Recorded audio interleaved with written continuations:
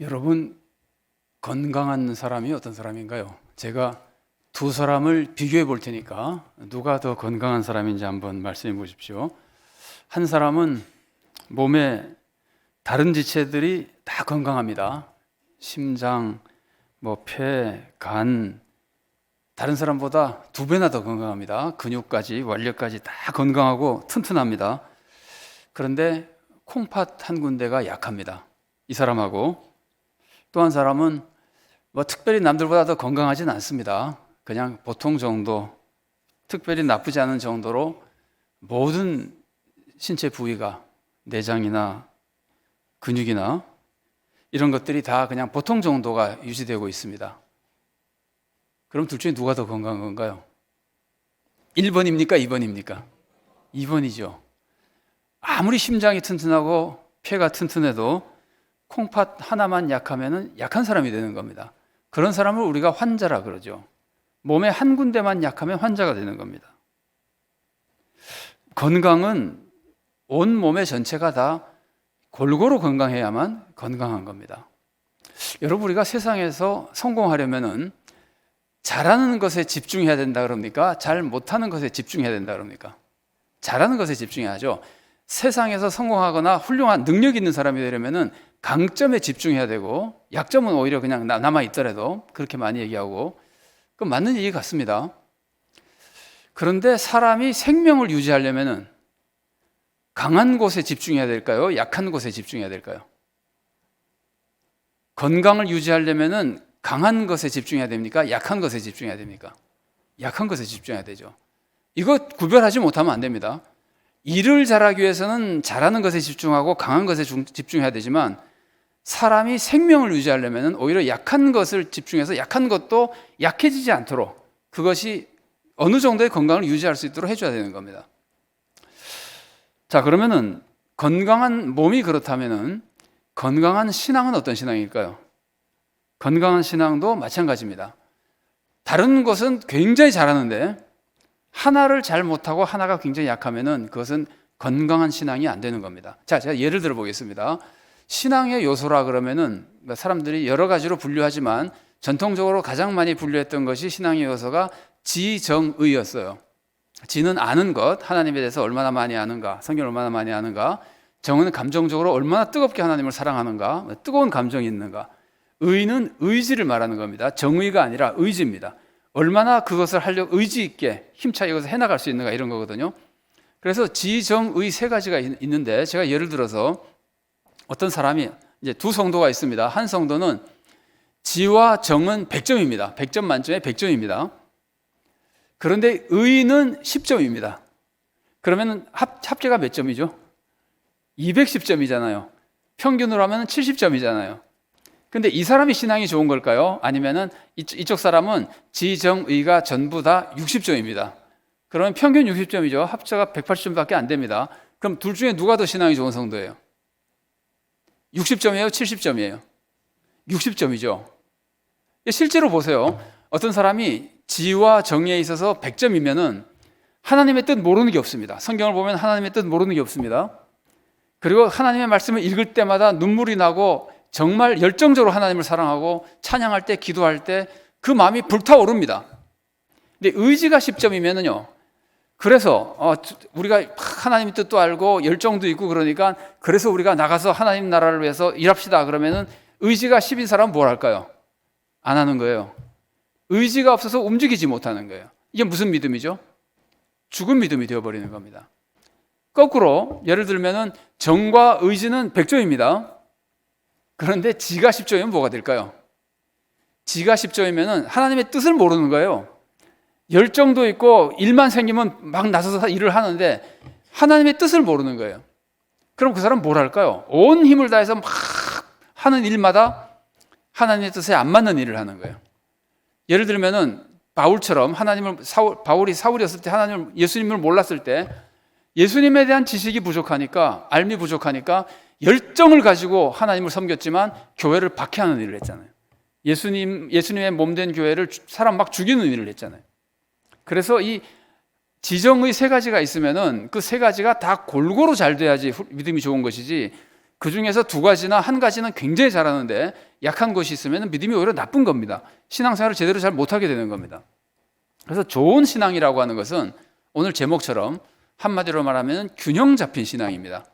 아니면 골고루 다 어느 정도는 잘하는 신앙입니다. 다 잘할수록 더 좋지만 다 잘하지 못해도 최소한 과락은 없어야 된다는 말이에요.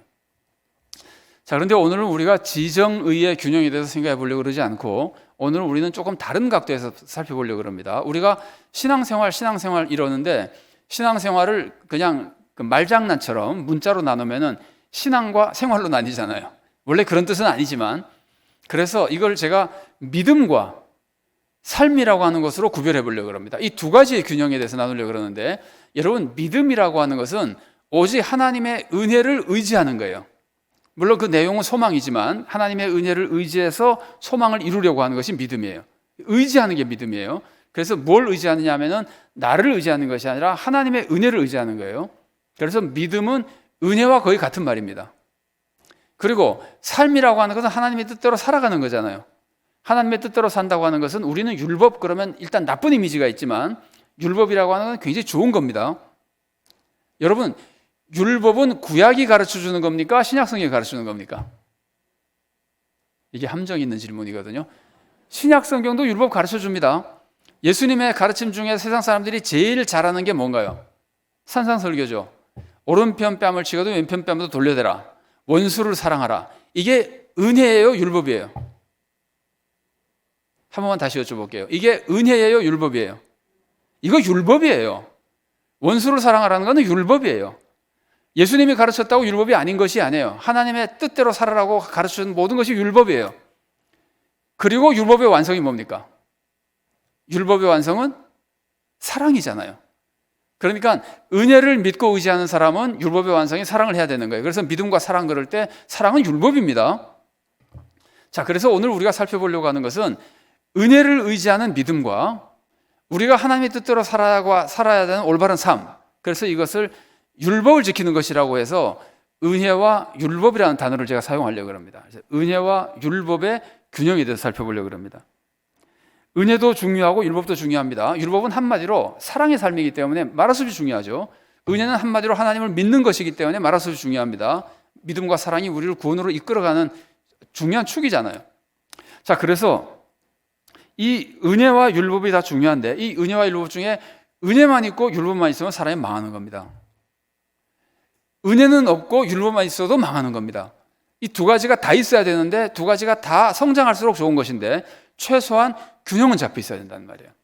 그러니까 그러니까 은혜와 율법의 균형이 얼마나 중요한지를 살펴보기 위해서 제가 하나님의 구원 역사를 천지창조부터 중요한 것들을 몇 가지 이렇게 쭉 살펴보겠습니다.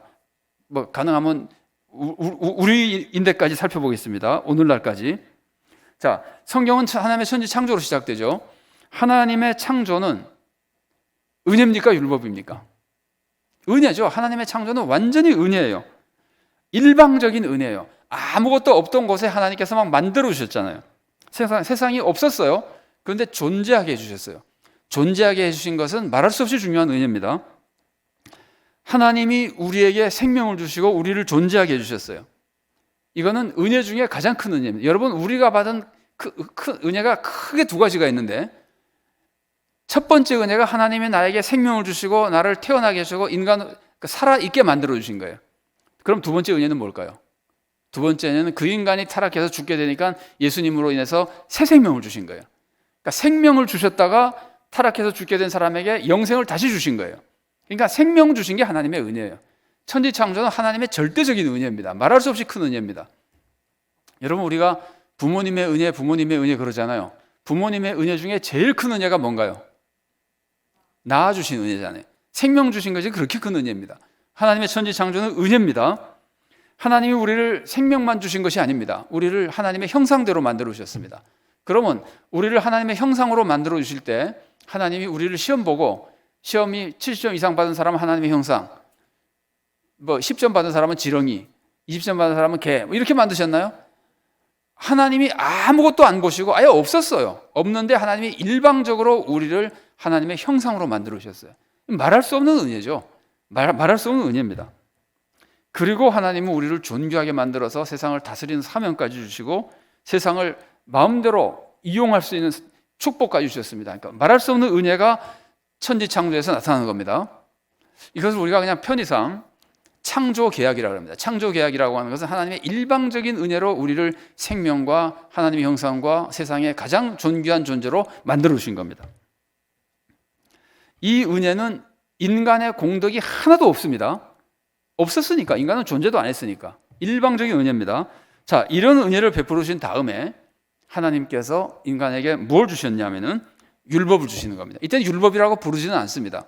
그냥 보통 그냥 계명이라 그러는데 하나님께서 명령을 주셨습니다. 어떤 명령을 주셨느냐 하면은 선악과를 먹지 말라는 명령을 주셨어요. 그래서 우리가 이걸 편의상 선악과 계약이라고 그러겠습니다. 창조 계약, 선악과 계약. 창조 계약은 하나님의 일방적인 은혜. 그럼 선악과 계약은 뭐예요? 선악과를 먹지 말아라. 먹으면 죽는다. 이거는 은혜입니까? 율법입니까? 율법이죠. 은혜를 베풀어 주신 하나님은 우리들에게 율법을 주시는 거예요. 선악과 계명을 주셨는데 이 율법은 왜 주시느냐 하면은 선악과를 하나님이 왜 만들어 가지고 선악과를 왜 하나님 먹지 말라는 거 먹지 말라 그러셨을까요? 만들지 않았거나 만들어도 먹으라 그랬으면 인간이 죄를 안 지었을 텐데. 여러분 그런 질문을 많이 안 합니까? 젊은 사람들이 그런 질문을 많이 하더라고요. 하나님이 선악과를 만들어 놓고 선악과를 먹지 말라고 하신 것은 우리들이 하나님으로부터 처음에 받은 이 은혜를 지키도록 도와주기 위해서입니다. 한번 거꾸로 생각해 보세요. 에덴 동산에 선악과가 없어요. 그러면 인간에게 금령이 있습니까? 금지된 게 있습니까? 없는 거죠. 금지된 게 선악과 하나 딱 금지됐어요. 그럼 그게 없으면 인간에게 금지된 게 없어요.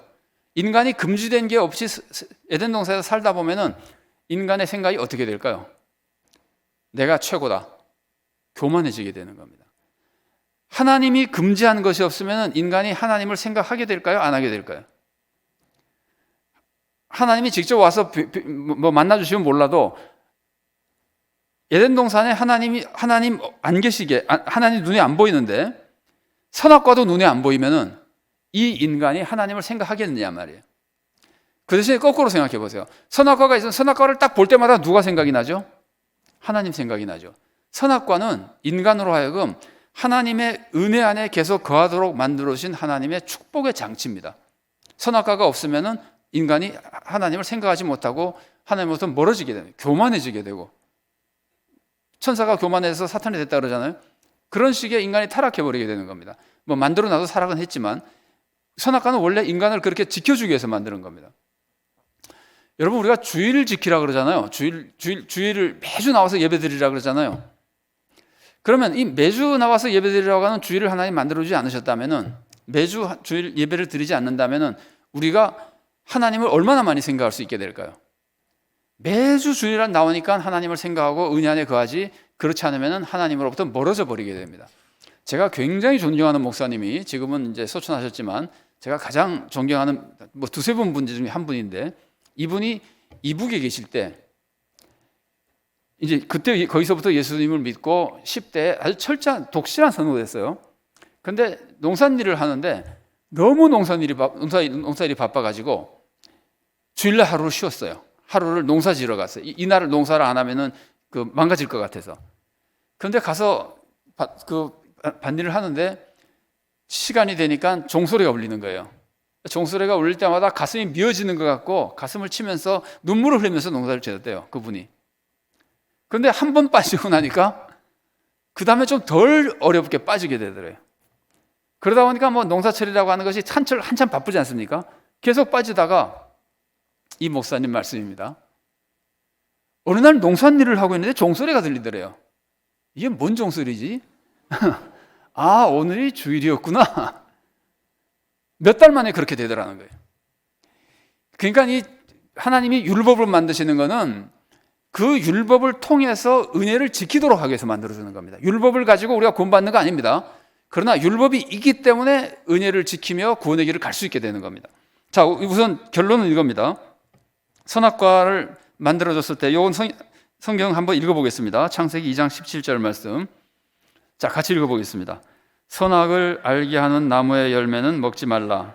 내가 먹는 날에는 반드시 죽으리라 하시니라. 그러니까 지금까지 창조에서 보여준 하나님의 섭리는 이겁니다. 하나님이 먼저 일방적인 은혜를 내려주셔서 우리들에게 큰 복을 주시고 생명, 하나님 형상, 온갖 세상의 중요한 존재로 만들어주시고 그 다음에 하나님이 율법을 주셨다는 거예요. 그런데 앞으로 살펴보겠지만 하나님은 반드시 먼저 은혜를 내려주십니다. 율법 먼저 주는 거 아닙니다. 은혜를 먼저 주십니다. 그리고 은혜를 주고 나서는 반드시 율법을 주십니다. 계속 살펴보겠습니다. 그래서 우리는 그 율법을 통해서 받은 그 은혜를 지켜나가게 되는 겁니다. 자, 이제 두 번째 사건 보겠습니다. 창조 사건이 있은 후에 이제 아브라함으로 내려가 보면은 하나님이 아브라함을 부르세요. 자, 인간은 하나님이 천지를 창조하셨는데 타락하죠. 타락한 후에 가인 사건, 노아의 홍수 사건, 바벨탑 사건 이러면서 인간은 계속 죄를 지으면서 파멸의 길을 가니까 하나님께서는 인간을 구원하기 위해서 한 사람을 선택해서 이제 구원의 계약을 맺으시고 구원 약속을 이루어 가시는 겁니다. 그게 아브라함이죠. 하나님이 아브라함을 선택하셨을 때 시험 봐가지고 인류 시험 봐가지고 그 중에서 제일 믿음이 좋은 사람 골라서 선택한 게 아브라함이 된 것이 아니에요. 그냥 아브라함이라는 사람을 하나님이 일방적으로 선택하셨어요. 아브라함에게 아무런 공로가 없는데 선택하셨어요. 하나님이 인간을 구원하기 위해서 아브라함을 선택한 것도 은혜고 그 중에 아브라함이라는 인간을 선택한 것도 은혜예요. 일방적인 은혜로 아브라함을 선택해 주셨어요. 그리고 하나님이 아브라함에게 어떤 계명을 주셨습니까? 뭐 여러 가지 생각해 볼 수 있겠지만 제가 지금 소개해 드린 핵심적인 것은 할례 계약을 맺으셨습니다. 하나님은 아브라함을 선택하신 후에 할례를 행해라. 너희들 할례 행하지 않으면 파멸된다. 이래 가지고 계명을 주셨는데, 자, 이거 창세기 17장 14절 말씀 한번 읽어 보겠습니다. 창세기 17장 14절 말씀 같이 읽어 보겠습니다. 할례를 받지 아니한 남자 곧 그 포피를 베지 아니한 자는 백성 중에서 끊어지리니 그가 내 언약을 배반하였음이니라. 하나님이 아브라함을 선택하고 구원의 백성으로 만들어 주신다 그랬는데 그 구원의 백성이 되려면은 할례를 받아야 되는 거예요.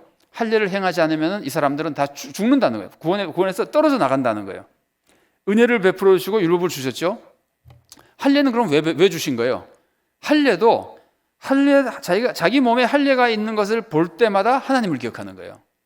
하나님을 기억하면 동시에 나는 하나님의 백성이라는 걸 기억하는 거예요. 그래서 나는 하나님을 떠나면 안 된다는 걸 기억하는 거예요. 할례가 믿음을 지키고 은혜를 지키도록 만드는 도구로 만들어주는 거예요. 할례를 행한 업적으로 구원받는 게 아니라 할례는 구원받는 믿음을 지키도록 도와주는 거예요. 그래서 이제 할례 계약을 통해서 하나님이 똑같은 방법입니다. 은혜를 베풀어 주시고 율법을 주셔서 구원의 길로 이끌어 가십니다. 자, 그 다음에는 이스라엘 백성이 이제 족장 시대가 끝나고 아브라함, 이삭, 야곱, 요셉까지 간 다음에 요셉 때 애굽에 가서 살죠. 애굽에서 이스라엘 사람들이 종살이 하죠. 그러다가 하나님이 이스라엘 사람들을 애굽에서 건져 주시죠. 하나님이 이스라엘 사람들을 건져 주실 때 이스라엘 사람들이 막 괴롭다고 하소연하니까 하나님이 건져 주실 때 그래 너희들이 신앙생활 제대로 하면 건져주지. 그리고 하나님이 율법을 먼저 주시고 그 율법을 지키니까 건져주셨습니까? 아니면 무조건 건져주셨습니까? 무조건 건져주셨잖아요. 일방적인 은혜예요. 사실 하나님이 이스라엘 사람들을 애굽에서 건져주신 거는요, 애굽에서 부르실 때 건져주신 것이 아니고 아브라함을 선택하실 때 이미 아브라함에게 약속하셨어요. 네 후손이 이방에 객이 되어서 400년을 지냈다가 그리고 다시 거기서부터 나올 것이다. 하나님이 이미 아브라함의 후손들이 이방에게 객이 될 것과 거기서 하나님이 구원해 주실 것을 다 약속하셨어요. 일방적인 약속이에요. 그러면 객이 되는 건, 고생하는 거는 축복이 아니냐면 고생하는 것도 축복이에요. 왜냐하면 이스라엘 백성은 나중에 세상을 구원하는 사명을 감당해야 되는데 세상 사람들의 고난을 자기네들이 겪어봐야 세상 사람들의 고난을 이해하고 세상을 구원하는 백성이 될 수 있는 거예요. 그래서 하나님이 이렇게 말씀하십니다. 율법 주실 때 너희의 그 객을 박대하지 말라는 말씀하시면서 이렇게 말씀하세요. 너희도 애굽에서 객이 되어봤지 않느냐? 너희도 고생을 받지 않냐? 다른 사람을 이렇게 고생시키지 말고 사랑해라 이렇게 말씀하시거든요. 그러니까 객이 되게 하신 것도 애굽에서의 400년 고생하게 하신 것도 훈련이었는데 지금 강조하는 건 뭐냐면은 이미 오래전부터 애굽에서 건져주기로 약속하셨어요. 그래서 그 일방적인 약속입니다. 그 은혜의 약속대로 이스라엘 사람을 애굽에서 건져주시는 겁니다. 절대로 율법 먼저 주신 것이 아닙니다. 건져주십니다. 그래서 이 말씀인 은혜인 것을 확인할 수 있는 말씀이 출애굽기 2장 24절과 25절에도 나오는데 같이 읽어보겠습니다. 하나님이 그들의 고통 소리를 들으시고 하나님이 아브라함과 이삭과 야곱에게 세운 그의 언약을 기억하사 하나님이 이스라엘 자손을 돌보셨고 하나님이 그들을 기억하셨더라. 그래서 하나님은 이스라엘 사람들이 율법을 행하는 것을 본 다음에 꺼내주는 것이 아니라 일방적인 은혜로 이스라엘 사람들을 구원해 주십니다. 그 구원해 주신 다음에 이스라엘 사람들을 어디로 데리고 가시죠? 시내산으로 데려가시는 겁니다. 이스라엘 사람들을 구원해서 바로 가나안 땅으로 데려가는 것이 아니라 시내산으로 데려가는 겁니다. 시내산에서 뭘 주시나요? 우리가 너무나 잘 아는 대로 시내산에서 십계명을 비롯한 율법을 주시죠. 그러면서 하나님 말씀하십니다. 율법을 지키면 살고 어기면 죽는다. 선악과랑 똑같죠.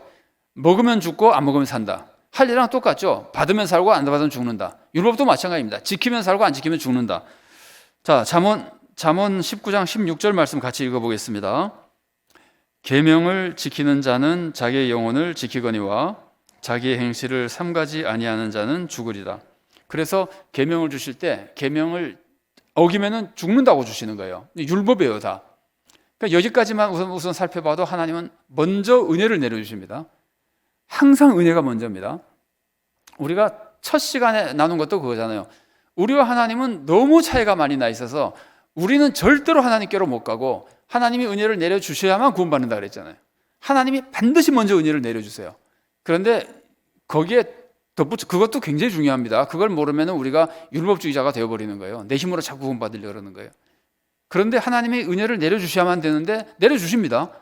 내려주시고 나서 하나님은 반드시 율법을 주신다는 거예요. 이걸 모르면 은혜와 율법의 균형을 잡을 수가 없어요. 반드시 율법을 주세요. 그래서 우리는 은혜 받은 후에 반드시 율법을 지켜야만 됩니다. 자, 그래서 이제 시내산 시내산의 계약을 맺으시고 이스라엘 백성 훈련시키시고 가나안 땅을 주시고 가나안 땅에 들어가서 사사 시대가 시작되죠. 사사 시대 한 200여 년을 지낸 다음에 왕정 시대가 시작됩니다. 사울이 첫 초대 왕이 되고 두 번째 다윗이 왕이 되죠. 다윗이 왕이 됐을 때 하나님은 다윗과 계약을 맺으십니다. 이게 구약 성경에서는 굉장히 중요한 계약입니다. 구약에는 크게 두 가지 계약이 흐르고 있는데 보통 제가 아는 바로는 구약 하시는 분들이 그 두 계약의 이름을 하나는 시내산 계약, 하나는 다윗 계약 이렇게 부릅니다. 뭐 학자마다 다를지는 모르겠습니다. 그렇게 부릅니다. 자, 다윗 계약의 특징은 뭐냐면은 이거는 인간적으로 딱 생각하면 말이 안 돼요. 그러나 우리가 신앙으로 보면은 하나님의 뜻을 알 수 있어요. 하나님이 다윗에게 네 자손이 영원히 왕노릇하게 해주겠다. 좀 불공평하잖아요. 딴 사람들 좀 왕 좀 한번 해보면 안 되나?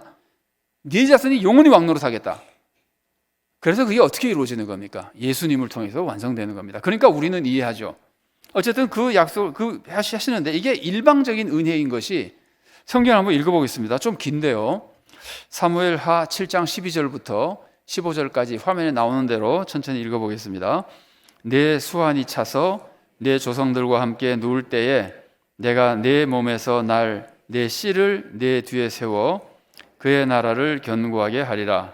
그는 내 이름을 위하여 집을 건축할 것이요 나는 그의 나라 왕위를 영원히 견고하게 하리라.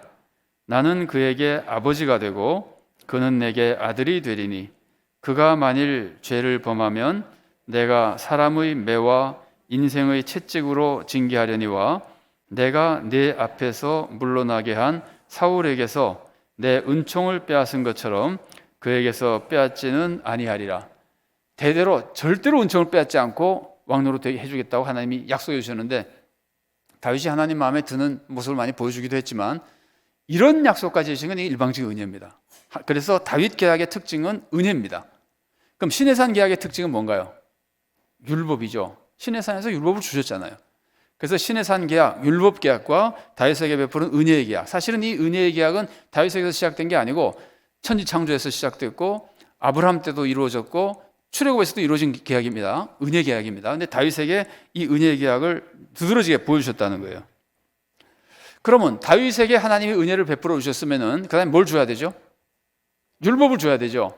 그런데 하나님이 다윗에게 율법을 주셨다는 말씀이 없어요. 왜 안 주셨을까요? 이미 주셨기 때문이에요. 이미 시내산에서 주신 율법이 다윗에게 이미 있어요. 그러니까 다윗에게는 율법을 새로 주지는 않았지만 다윗도 역시 은혜를 받은 다음에 율법을 지켜야 됩니다. 그래서 이제 우리가 기억해야 될 것은 이게 기본적으로 오늘 우리가 말씀 나누는 것 중에 몇 가지 중에서 핵심적으로 중요한 첫 번째 겁니다.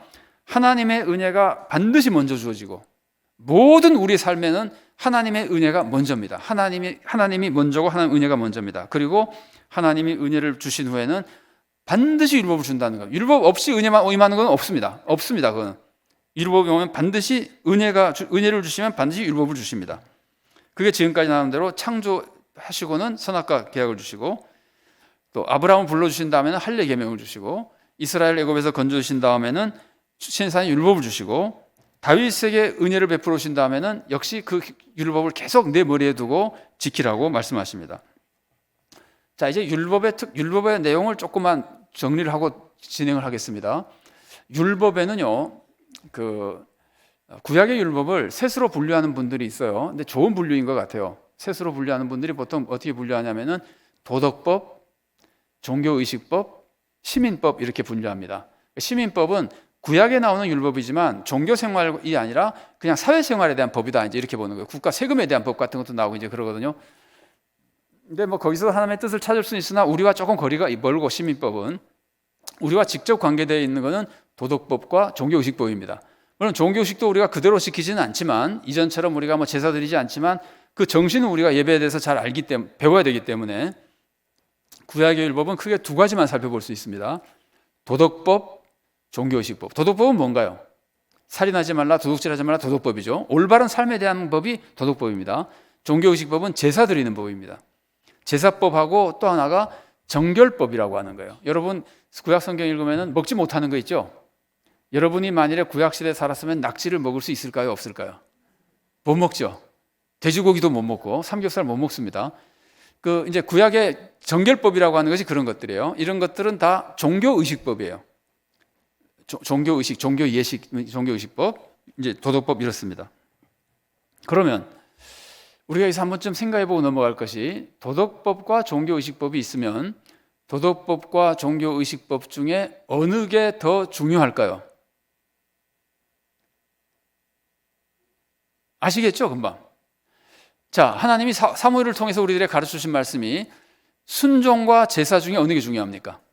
순종이 중요하잖아요. 그러니까 제사 드리는 것보다 하나님 말씀에 순종하는 게 중요하잖아요. 이렇게 놓고 보면 도덕법이 하나님의 뜻대로 살아가는 법이 종교의식을 지키는 것보다 더 중요하다는 거예요. 근데 이렇게만 하면은 사람들이 착각을 일으켜요. 종교의식법보다 도덕법이 더 중요하니까 나는 세상에서 올바르게 살 테니까 예배 안 드려도 되겠네. 교회도 안 나오고 예배도 안 드리고 나는 세상에서 올바로 살기 때문에 훌륭한 하나님의 자녀고 천국에 반드시 갈 것이다. 이렇게 믿는 사람은 잘못 믿는 사람이에요. 여러분, 순종이 더 중요한데 순종하려면 하나님의 뜻을 알아야 되잖아요. 하나님의 뜻을 어디서 알 수 있습니까? 하나님의 뜻을 알 수 있는 것은 주로 100%는 아니지만 주로 종교의식법을 지키며 배우게 되는 겁니다. 안 그렇습니까? 예배 드리면서 하나님의 뜻을 배우죠. 교회 나와서 성경 공부하는 거는 종교의식법하고 좀 다르긴 해도 도덕법은 아니잖아요. 교회 생활하는 것, 교회 안에서 이 교회 생활하는 건 되게 종교의식법이에요. 거기서 하나님의 뜻이 뭔지를 배우게 돼요. 그러니까 종교의식법을 지키지 않고 도덕법을 지키는 것은 사실은 거의 불가능해요. 더 중요한 것은 하나님의 뜻대로 살아야 되겠는데 하나님의 뜻대로 살 힘을 어디서 얻을까요? 예를 들어서 나는 하나님의 뜻대로 사는 게 더 중요하고 예배 드리는 것보다 더 중요하니까 교회도 안 나가고 예배도 안 드리고 하나님의 뜻대로만 살겠다 그러면 이 사람이 예배를 안 드리니까 하나님의 뜻을 알기도 어렵지만 하나님의 뜻대로 살 수 있는 힘이 생길까요? 예배를 통해서 힘을 얻는 겁니다. 감동을 받고 결단하고 힘을 얻어서 하나님의 뜻대로 살아가게 되는 겁니다. 그러니까 도덕법과 종교의식법 중에서 도덕법이 훨씬 더 중요합니다.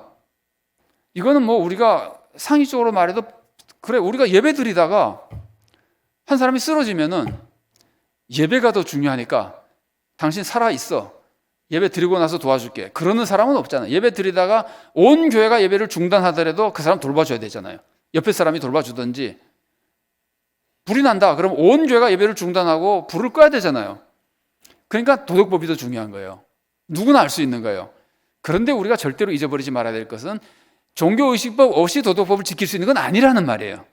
그걸 착각하면 안 돼요. 그러니까 둘 다 중요해요. 그런데 사람들이 오늘도 좀 나누겠지만 도덕법을 자꾸 무시하고 종교의식법만 하니까 하나님이 너무 답답해서 사실은 이게 더 중요한데 왜 너희들은 자꾸 그것만 하냐.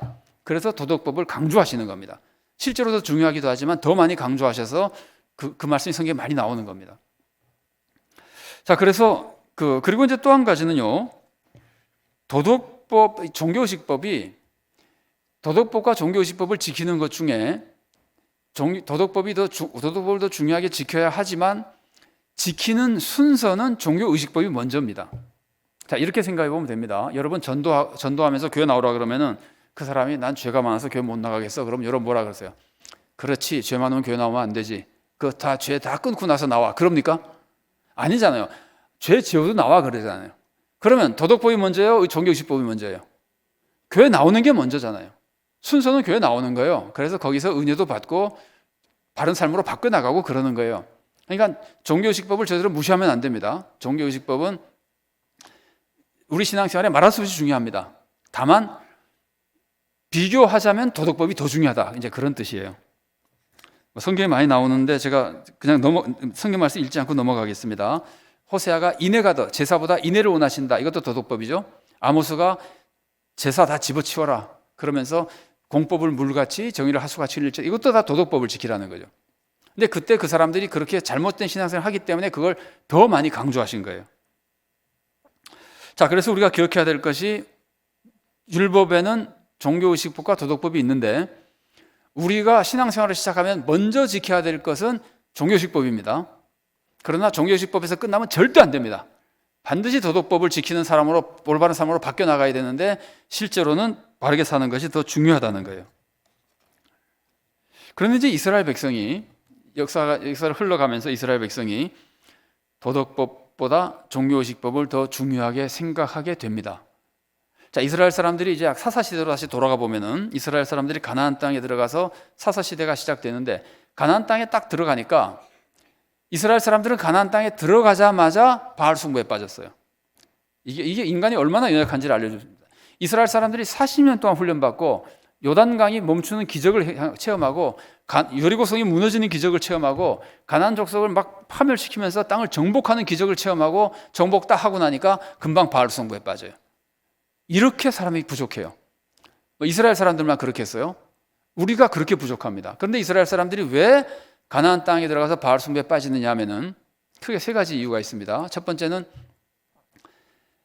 가나안 땅의 신은 바알이라고 자꾸 그러는 거예요. 바알 사람들, 거의 가나안 사람들이 여기 신은 바알이야. 바알에게 잘 보여야 여기서 잘 살 수 있어. 그러니까 이스라엘 사람들이 그런가 보다 하고 속는 거예요. 이제 일부만 속습니다. 안 속는 사람도 있습니다. 하나님은 천재 주님이시다. 이게 아니라 그래? 광야에서는 우리 하나님이 최고였는데 바알 땅에 들어오면 그럼 가나안 땅에 들어가면 그럼 바알도 섬겨야 되나? 그러면서 바알을 섬기는 사람이 있고 농사의 신은 바알이라는 사람이 있어요. 그래서 너희들이 목축할 때는 여호와를 섬겼어도 농사를 이제 가나안 땅에서 농사 지어야 되잖아요. 농사를 지으려면 바알 섬겨야 된다는 거예요.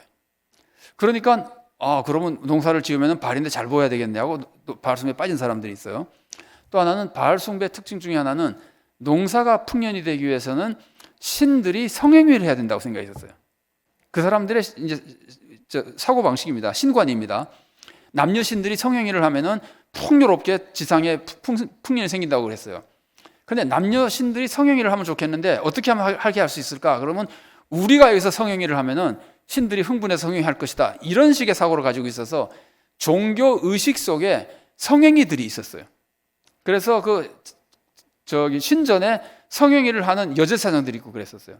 그런 사람들을 거룩한 창녀라고 불렀어요. 성창이라고 불렀어요. 그러니까 바알 숭배하러 가면은 거기 가서 방탕한 생활을 할 수 있는 거예요.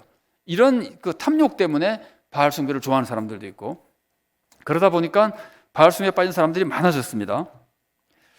그런데 이제 바알 숭배에 빠지면은 무슨 효과가 나타나냐면요. 제가 첫날 잠깐 지나가면서 말씀드렸는데 기억나실지 모르겠습니다. 우상숭배의 특징은 우상숭배의 목적은 뭐라 그랬는지 기억나세요? 우상숭배의 목적은 우상을 위해서 나를 위해서 내가 축복받으라고 우상숭배하는 거예요. 목적입니다. 방법은 뭐예요? 우상숭배의 방법은 우상의 뜻을 따르는 거예요? 우상에게 제물 바치는 거예요? 방법은 제물 바치는 거예요. 제물만 바치면 우상이 잘 돼주게끔 되어 있는 이 사람들 생각에 우상의 뜻 절대로 찾지 않습니다. 그냥 먹을 것만 갖다 주고 끝냅니다. 그러니까 바알 숭배에서 그걸 배운 사람들이 그러다 보니 바알 숭배에서 그걸 배우고 나니까 이 사람들의 신앙생활의 방법이 제사만 잘 드리면 된다는 신앙생활이 된 거예요. 제사만 잘 드리면 하나님이 하여튼 내가 믿는 신이 나에게 축복을 준다고 생각한 거예요. 그러니까 제사 잘 드리는 걸 강조하니까 도덕법과 의식법 중에 어느 걸 강조하겠습니까? 의식법을 강조하죠. 종교의식법을 강조하죠. 이래서 이스라엘 백성이 아주 우상 숭배와 더불어 종교가 타락하는 거예요. 방탕하고 그리고 마저 말할까 거짓, 부패 이런 온갖 악이 이제 사회에 퍼지게 되는 거예요. 그런데 하나님께서는 그걸 그냥 두지 않으시고 이스라엘 백성을 회개시켰습니다. 우상숭배에 막 빠진 이스라엘 백성들을 바로 우상숭배에서 되돌아오게 한 사람이 누군가요? 엘리야잖아요. 엘리야를 하나님이 보내셔가지고 갈멜산에서 대결하게 하시고 이스라엘 백성이 하나님이 진짜 참신한 걸 깨닫게 만들어줬어요. 그래서 엘리야 사건 이후에 많은 이스라엘 사람들이 바알 숭배로부터 하나님께로 돌아왔어요. 그런데 무서운 함정이 여기 있습니다. 이건 사탄의 무서운 계략입니다. 바알 숭배하던 사람들이 하나님을 섬기러 왔는데 하나님을 섬기는 방법은 바알처럼 섬기는 거예요. 섬기는 대상만 하나님이에요. 여러분 그런 말씀 들어보셨어요? 다른 종교를 믿던 사람이 예수님을 믿으면은 신앙생활을 자꾸 다른 종교 방법으로 해요. 어떤 분이 요즘은 십자가 안 다는 교회가 많지만 전에는 십자가를 되게 예배당에 달았었는데 어느 목사님이 십자가를 예배당에서 띄워버렸어요. 그랬더니 친구 목사가 왔다가 야, 네 교회는 왜 십자가도 안 달아놓냐? 이단이냐? 이러니까 이 목사님 얘기가 우리도 십자가 달았는데 어떤 성도가 자꾸 시험에 들어 십자가 떼어버렸다 그래요. 왜 그랬냐? 그러니까 그냥 다른 나쁜 의미는 아니니까 제가 종교 얘기를 하겠습니다. 불교 신자가 갑자기 주님을 믿고 예수님을 믿고 교회로 왔는데 이 사람은 믿자마자부터 매일 새벽 기도에 나오는 거예요. 거기서 그런 습관이 있기 때문에 당연히 새벽 기도 나오는 것으로 나오는 거예요. 그래서 목사님은 참 흐뭇하게 생각했었어요. 근데 새벽 기도는 끝나고 다 기도하니까 이 사람이 뭐 하는지 모르잖아요. 기도만 하는 줄 알지. 근데 목사님이 우연히 어느 날 새벽 기도 끝나고 딱 봤는데 눈을 좀 일찍 떴는가 봐요. 이 성도님이 기도가 끝나고 나니까 교회 앞으로 이렇게 강도로 나오니 십자가에 절을 하더래요. 절을 하고 가는 거예요. 그래서 목사님이 이거 안 되겠구나. 십자가를 떼어버렸다는 거예요. 그분은 하나도 나쁜 의미가 없습니다. 그렇게 하는 게 자기 신앙생활의 습관이기 때문에 하는 거예요. 그러니까 신앙이 바뀌어도 습관은 잘 안 바뀌는 경우가 있어요. 그러니까 이스라엘 백성이 바알 숭배하다가 하나님께로 돌아와서는 바알식으로 숭배하는 거예요. 그러면 뭘 중요하게 생각하겠어요? 당연히 제사를 중요하게 생각하죠. 그러니까 이스라엘 백성들이 율법은 무시하고 종교의식법만 강조하게 되는 겁니다. 이런 식으로 이제 신앙이 왜곡되게 발전하고 있을 때 그렇게 되고 나니까 우상숭배적으로 하나님을 믿으면 나타나는 특징이 뭐냐면은 하나님의 뜻대로 살지는 않고 예배만 열심히 드립니다. 이 말씀을 가만히 생각해 보면은 우리도 좀 닮은 것 같지 않습니까? 우리라기보다 열심히 교회 나오는 성도들 중에 예배는 열심히 드리는데 세상에 나가서는 전혀 다른 사람들과 다르지 않게 사는 사람들이 있잖아요. 이거는 기본 마인드가 우상숭배식으로 하나님을 섬기기 때문에 그런 거예요. 하나님은 절대 그런 분이 아닌데 잘 몰라서 그러는 거예요. 그래서 이제 여러분 우상숭배는 이렇게 제사만 드리면 되기 때문에 그래 우상숭배의 제사는요 성격이 꼭 뇌물 같은 성격이에요. 우상에게 뇌물 주고 복을 받으려는 거거든요. 그런데 사회생활을 한번 가만히 생각해 보세요. 뇌물을 주는 사람이 사회법을 지키려고 주는 겁니까? 안 지키려고 주는 겁니까? 안 지키려고 주는 거죠.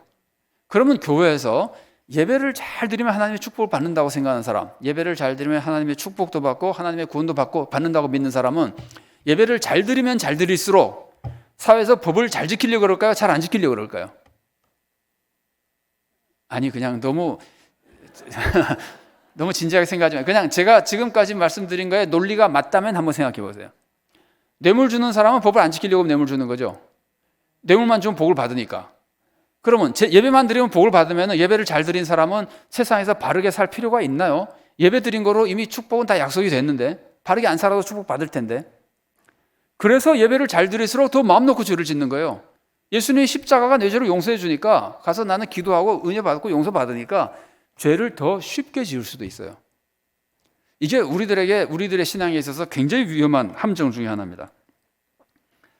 자, 그래서 이제 그 하나님을 믿는다고 하는 하나님의 백성이 그 법 중에서는 은혜와 율법 중에 이제 제가 율법 먼저 따져봤습니다. 율법 중에서 바르게 사는 것보다 종교의식법을 자꾸 강조하는 왜곡된 신앙생활로 빠지게 됐고, 그 다음에 이제 하나님을 믿으면서도 은혜로 다 된다고만 생각하면 바르게 살려고 그럴까요? 은혜로 다 되는데, 아니 너 당연히 죄 짓지 마시오 그러면 이렇게 말할 수도 있잖아요. 아니 예수님이 십자가에서 내 죄를 용서해 주셨는데 내가 왜 죄를 지면 안 됩니까? 죄를 지어야 십자가가 가치가 있지. 그래서 뭐 죄가 더한 것에 은혜가 더하니라 이런 말을 이렇게 엉뚱하게 해석한 사람들이 있거든요. 은혜가 더한 곳에 죄가 더욱 넘친다고 하는 말은 예수님의 은혜는 얼마나 큰지 우리가 아무리 죄를 지어도 용서해 준다는 뜻이지 죄를 지을수록 은혜를 받는다는 뜻이 아닙니다. 그래서 이 예수님의 은혜만 너무 믿는 사람은 하나님의 뜻대로 살 필요를 못 느끼는 거예요. 그러니까 은혜 다음에 율법이 반드시 따라온다는 것을 잘 모르기 때문에 그러는 거예요. 그래서 이제 그런 왜곡된 신앙생활에 빠지거든요. 제가 이 상황을 설명해 드리기 위해서 이스라엘에 나타난 성경에 나타난 세 가지 거짓 선지자를 조금만 소개해 드리고 넘어가겠습니다. 성경에는 세 가지 거짓 선지자가 있는데요. 첫 번째 거짓 선지자는 뭐냐면은 말 자체가 잘못된 말이에요. 예를 들면 우상숭배 하자 그럼 거짓 선지자예요. 예수님 부활 안 하셨다 그러면 거짓 선지자예요. 이런 거짓 선지자는 지금 우리 식으로 하자면 이단 같은 사람들이에요. 완전히 내용 자체가 다 틀린 말을 하는 거예요. 그 사람 말 들으면 다 죽어요. 그 말 따라 믿으면 죽어요. 이런 사람은 어떤 사람이냐면은 의사인데 오는 환자마다 독약 주는 사람이에요. 감기 걸렸다 그래도 독약 주고 뭐 배 아프다 그래도 독약 주고 하여튼 먹으면 다 죽어요. 그런 의사 같은 사람이 이런 거짓 선지자예요. 첫 번째 거짓 선지자. 그 다음 거짓 선지자는 뭐냐면요. 말은 맞는 말을 해요. 예수님 부활하셨습니다. 하나님 천지 창조하셨습니다. 예수님 재림하십니다. 말은 다 맞는 말을 해요.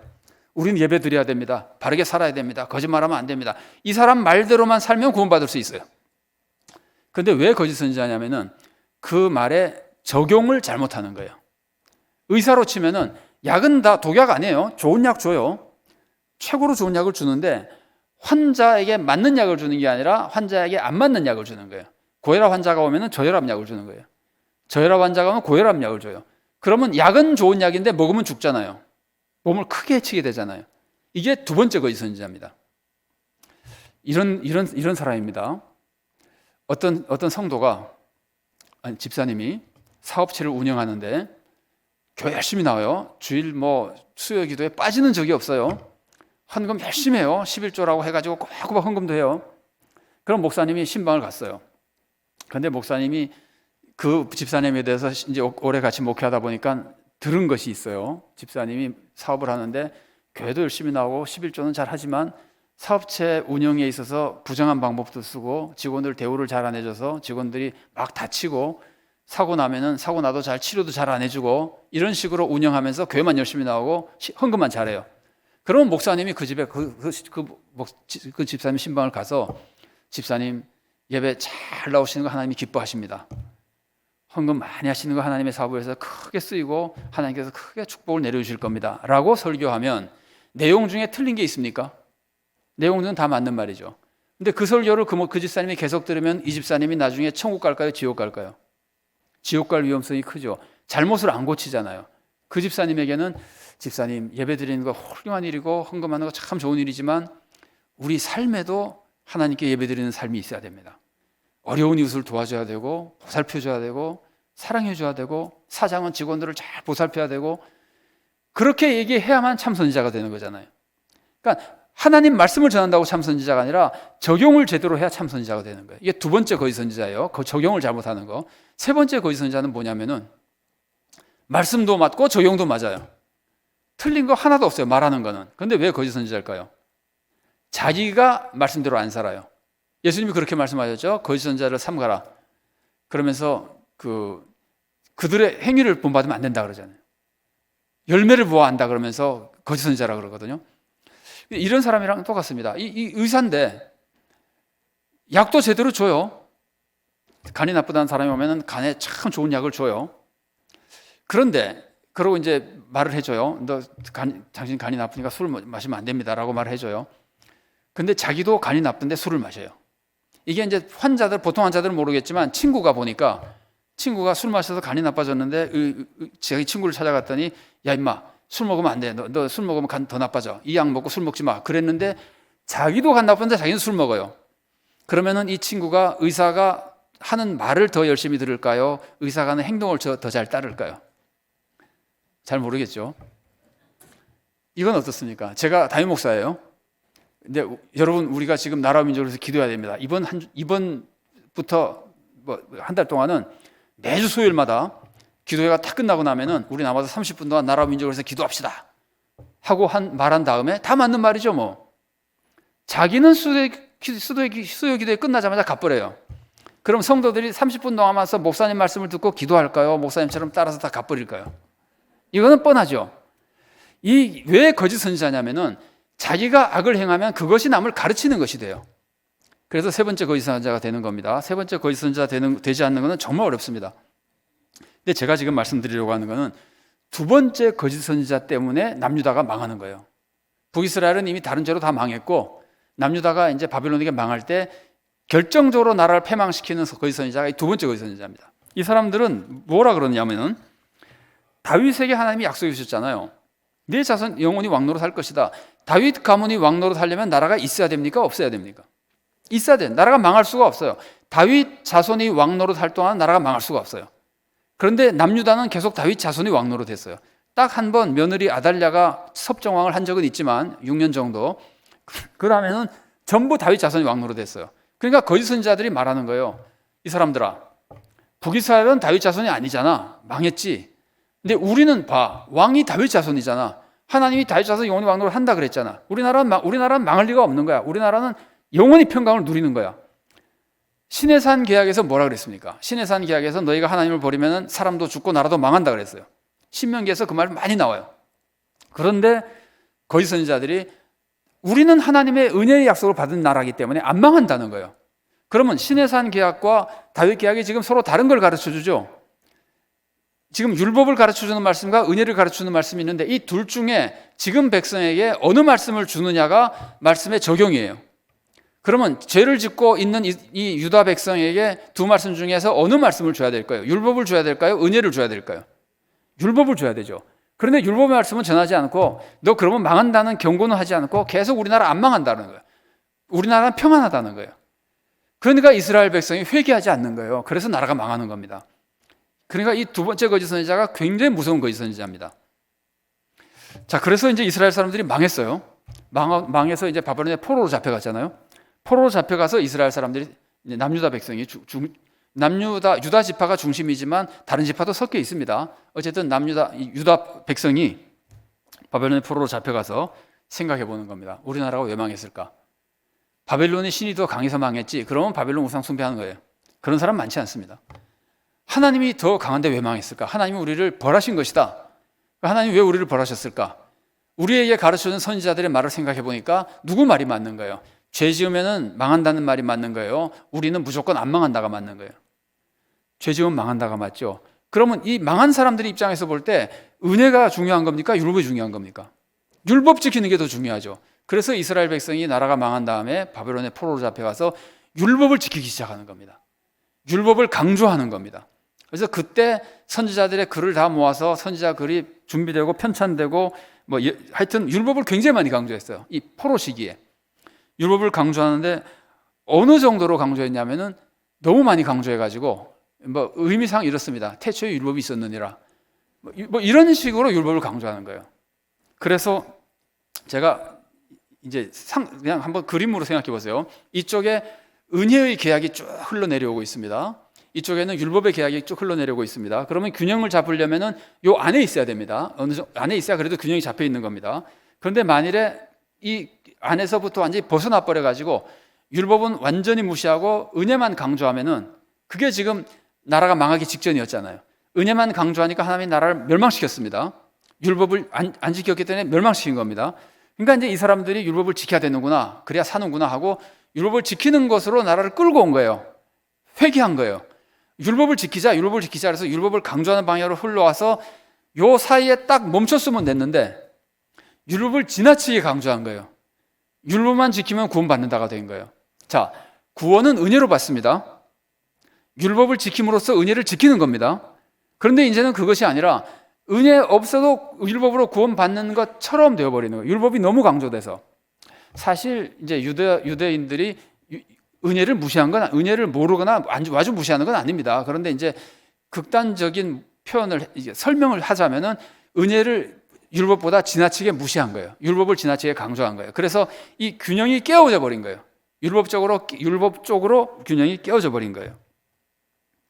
이때 생긴 종교를 유대교라 그러는 겁니다. 여러분, 유대교는 구약이 아닙니다. 물론 구약을 경전을 하고 있지만 사실은 구약은 아까 지금까지 우리가 살펴본 대로 은혜가 먼저고 율법이 그 다음에 오는 거예요. 그런데 거기서 포로 생활을 하면서 율법을 지나치게 강조한 쪽의 특성을 가진 것이 유대교의 특징이에요. 그렇다고 유대교는 은혜를 모른다고 우리가 말해서는 안 되지만 지나치게 강조돼서 균형이 깨어져 버린 거예요. 이제 그렇게 되어 버리니까 이게 은혜가 없이 율법만 있으면 어떻게 되는 겁니까? 은혜가 없으면은 아예 구원 자체가 없는 겁니다. 은혜가 있은 다음에 율법을 잃어버리면은 구원 받았다가 망하지만 은혜 자체가 없으면은 구원 자체가 사라져 버리는 겁니다. 그러니까 둘 다 파멸의 길이에요. 그래서 이제 유대인들이 율법주의에 빠져 있을 때 누가 오셨을까요? 예수님이 오신 겁니다. 예수님이 오셔서 이걸 잡아주시는 거예요. 여러분, 예수님이 오셔서 제일 먼저 보여준 것이 은혜죠. 아무나 오면은 구원받아요. 이거 율법이 아니죠. 아무리 죄를 지은 사람도 오면 구원받아요. 예수님께로만 오면은 누구나 다 용서해주고 구원받아요. 죄인들하고 막 어울리고 죄인들의 친구가 되시고 철저하게 은혜를 보여주셨습니다. 그러면 예수님이 은혜만 보여주시고 율법은 안 가르치셨나요? 여러분 생각해 보세요. 십계명이 더 과격합니까? 산상설교가 더 과격합니까? 산상설교가 말도 할 수 없이 더 과격하죠. 십계명은 살인하지 말라, 산상설교는 화내지 말아라, 욕도 하지 말아라. 십계명은 예를 들면 십계명은 뭐 간음하지 말아라. 산상설교는 음욕을 품는 자마다 간음한 것이다. 뭐 그 자세하게 설명할 수는 없죠. 뭐 사실은 거기는 눈에 간음, 손에 간음, 말에 간음 다 포함됩니다. 우리가 지금 말하는 성희롱이 산상설교에 다 들어가 있어요. 하지 말라는 거예요, 전부 다. 그러니까 십계명보다 산상설교가 말도 못하게 더 강렬해요. 그러면 예수님은 율법을 어느 만큼 강하게 주신 건가요? 구약의 율법보다 훨씬 더 강하게 율법을 주신 거예요. 그러니까 예수님은 구약보다 훨씬 강렬한 은혜를 베풀어 주시고 구약보다 훨씬 강렬한 율법을 주시고 그래서 이 두 가지 균형을 예수님은 잡으시는 겁니다. 은혜를 주시고 율법을 주시면서 균형을 딱 잡아주신 겁니다. 그래야 참 믿음이 되는 겁니다. 바른 믿음이 되는 겁니다. 그래서 이제 그 예수님의 제자인 사도들도 신약 성경 읽어보면은 교회 형편에 따라서 여러분 적용을 바로 해야 되니까 교회 형편에 따라서 은혜가 더 많이 강조된 말씀도 있고 율법이 더 많이 강조된 말씀은 있을지 몰라도 그 사람들의 균형을 잡아주기 위해서 그런 겁니다. 전체적으로는 은혜와 율법이 다 균형이 잡혀 있습니다. 은혜를 가장 많이 말하는 성경이 로마서, 갈라디아서거든요.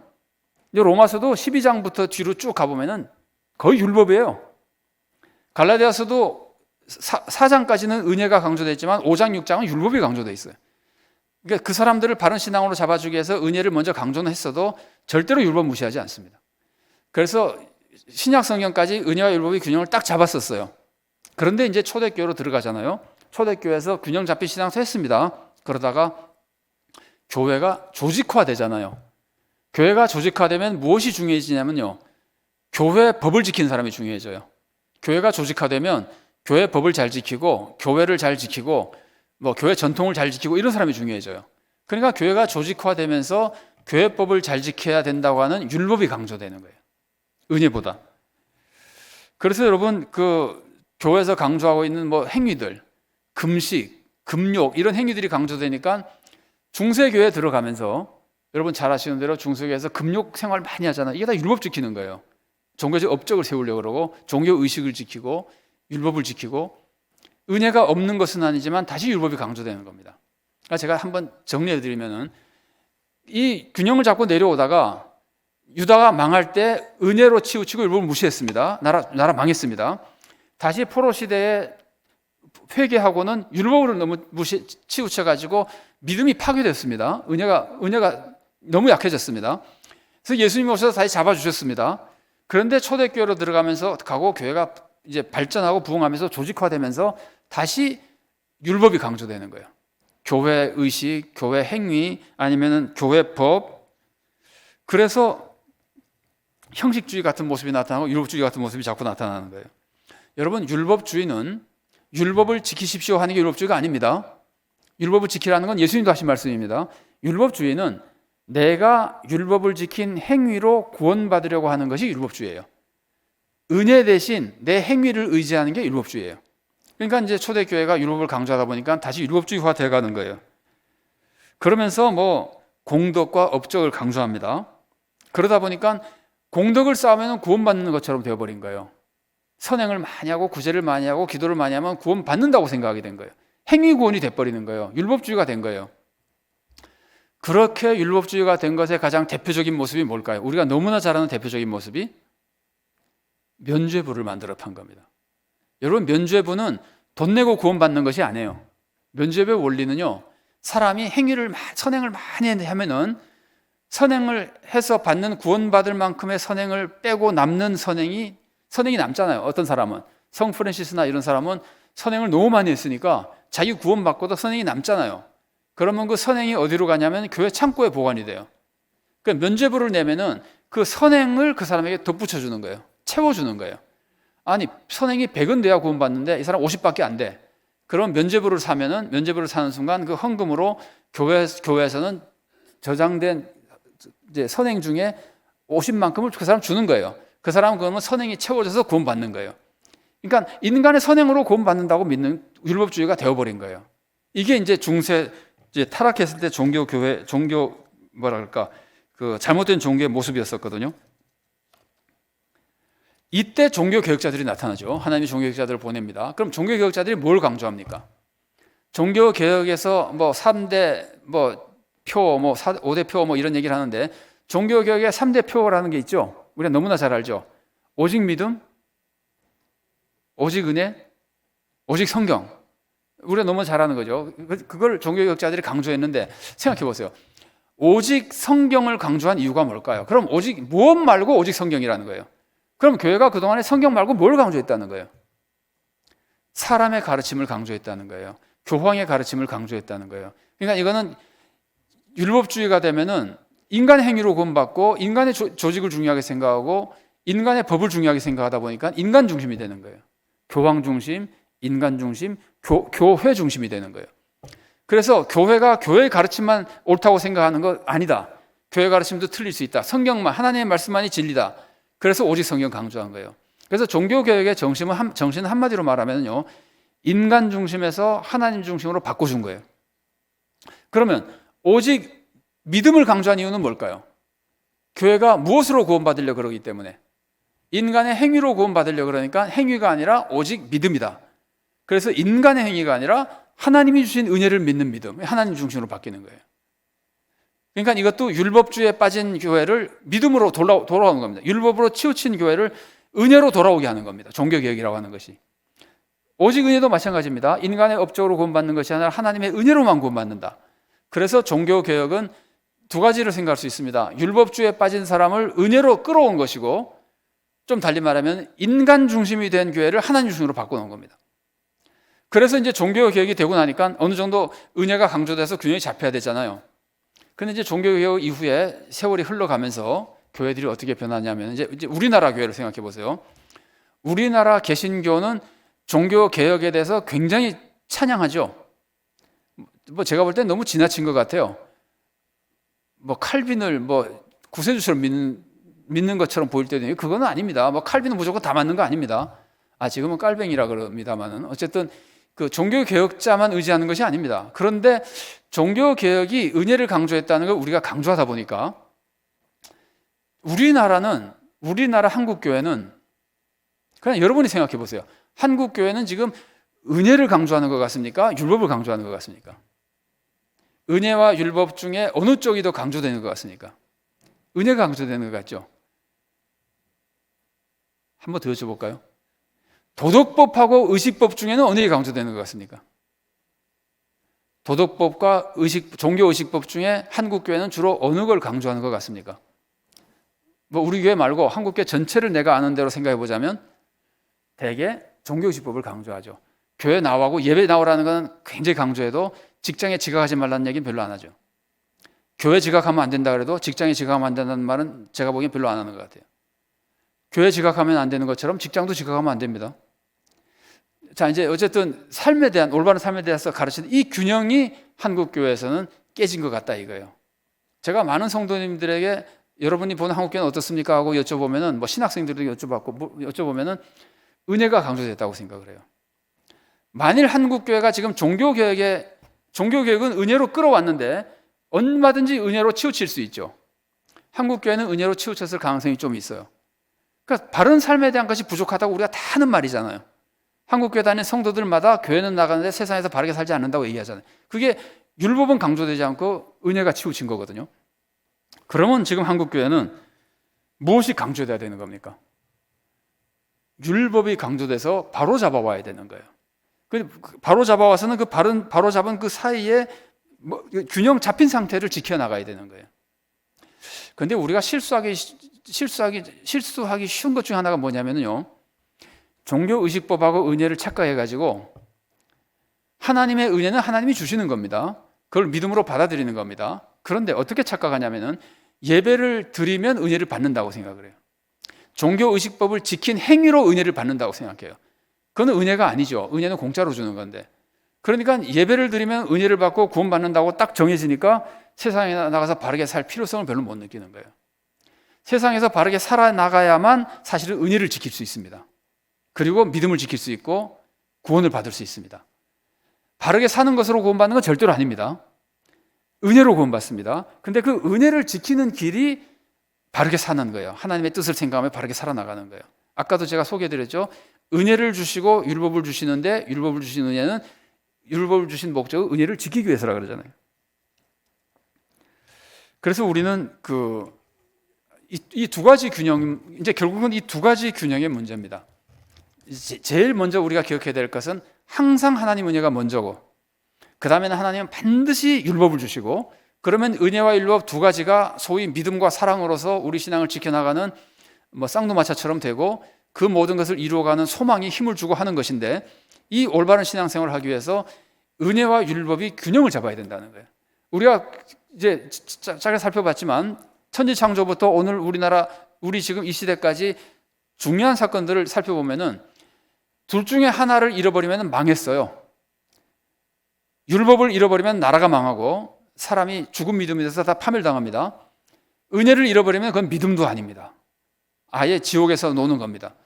그러니까 이 두 가지가 다 있어야 되고 균형을 잡아야 되는 거예요. 그래서 이건 사람마다 다르니까 꼭 법이 있는 건 아닙니다. 균형이 잡혀야 되는 건 우리가 알면은 나는 어느 쪽이 부족한 걸 채워야 될까?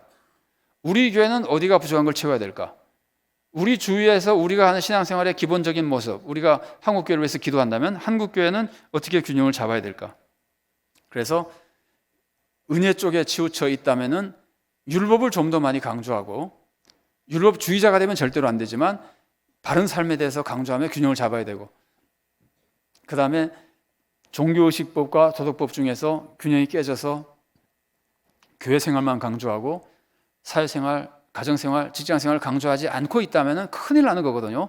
도덕법이 더 중요한데 무시하는 거거든요. 그러니까 그 균형을 잡아서 도덕법도 중요하게 잡고 종교의식법도 살리고, 또 종교의식법을 통해서 종교의식에 참여함으로써 순종하는 힘도 얻고 진리도 배우고, 이렇게 해나갈 때 우리가 올바른 성도가 되고 성도들이 구원받는 교회를 이루고 세상을 구원하는 교회가 이루어지게 되는 겁니다. 균형 잡힌 신앙생활로 구원도 받으시고 하나님을 기쁘시게 해드리고 세상을 변화시키는 복된 성도가 되고 좋은 교회가 되시기를 바랍니다. 같이 기도하시겠습니다. 사랑하는 하나님, 감사합니다. 우리들이 타락해서 그냥 도저히 구원받을 수 없을 때 하나님께서 일방적인 은혜로 예수 그리스도를 보내주시고, 아니 그 전에 아예 존재도 없을 때부터 우리를 사랑하셔서 하나님의 형상으로 만들어 존재하게 해주시고 생명 주시고, 타락해서 멸망에 이르갈 때는 예수님을 보내주시고 성령님을 보내주시고 교회를 세워주셔서 함께 신앙생활하게 하시고 우리를 구원의 길로 인도하시니 감사드립니다. 우리가 주님의 은혜로 구원받지만 우리는 주님의 은혜를 지키기 위해서 주님께서 허락하신 율법을 귀히 여기고 또한 지켜야 된다는 걸 잊지 않도록 도와주시옵소서. 우리의 신앙생활이 믿음과 사랑이 균형을 잡고 믿음과 삶이 균형을 잡고 은혜와 율법이 균형 잡힌 좋은 성도가 되도록 도와주시고 율법을 지킬 때에도 도덕법과 종교의식법이 잘 균형을 이루어서 예배를 드리는 것과 세상에 나가서 바르게 사는 것들이 지혜롭게 조화롭게 이루어져 예배 드리며 주님을 찬양하고 은혜 받고 힘을 얻고 또 그것으로 세상에 나가서는 하나님의 선하신 뜻을 이루어드리고 하나님의 뜻대로 살아가며 우리도 구원을 얻고 세상도 구원하는 참된 성도가 되고 참된 교회가 되어 하나님의 뜻을 충만히 이루어드릴 수 있도록 우리들에게 큰 은혜를 내려 주시옵소서. 진정으로 구원에 이르는 참된 성도가 되도록 우리 모두에게 선하신 축복과 은혜를 풍성히 내려주시옵소서. 감사드리며 예수님 이름으로 기도드리옵나이다. 아멘.